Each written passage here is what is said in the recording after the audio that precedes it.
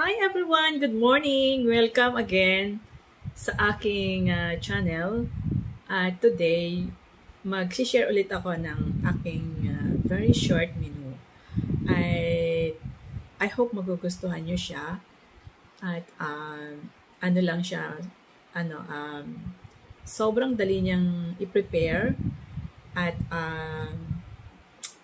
again, nagpapasalamat ako sa lahat ng mga nagsusupport sa aking videos at good morning everyone. So, heto na, magluto na tayo.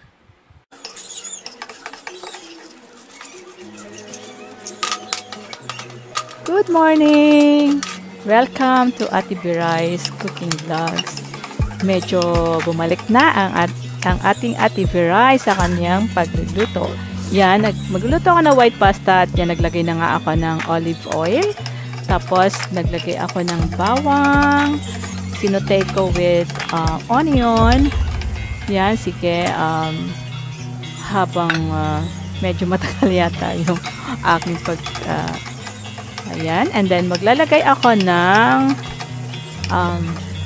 mushroom. Lalagay ako ng mushroom.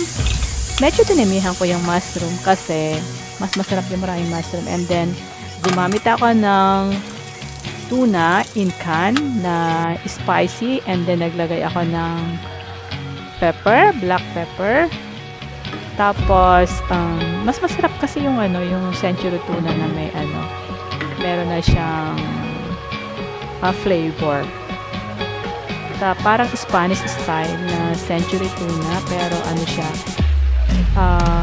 light lang yung pagka-maanghang niya.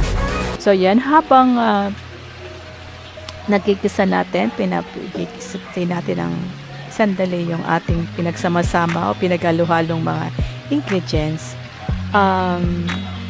Salamat na marami po sa lahat na nanonood ng aking video.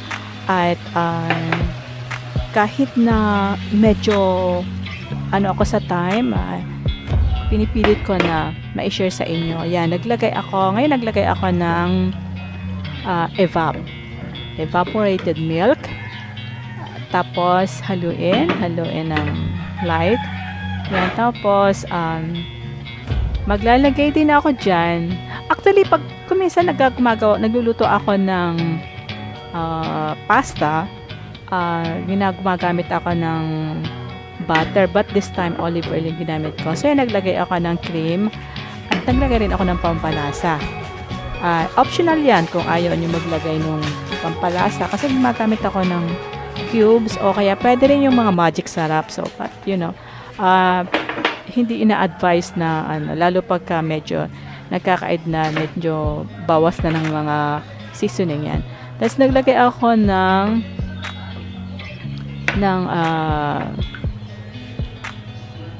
yan. Masarap, pampasarap. Yung basil leaves. Actually, mahilig akong bumili ng mga sauce na may mga herbs. Yan. Tapos, haluin lang, halo. Ayan. Ngayon lang ako nag voice over sa aking video. Nag-try lang ako kasi kanina mostly kasi kaya hindi rin ako masyado nakakapag-video kasi yung apo ko habang nagluluto ako minsan maingay. So, yan. So, nag-try ako mag-voice over kasi tahimik ngayon. Para hindi masyado magulo yung aking video. Yan, nilagay ko na yung pasta. Actually, before ako nag-saute ng mga ingredients ko niready ko na yung pasta. Pinakuluan ko na, niluto ko na. So, yan, nilagay ko na yung pasta. At, ang ginawa ko, minix ko na siya. Kasi, para walang masayang na sauce. So, yung leftover, nilalagay ko lang sa ref. And then, kapag may natira nga, so, the next,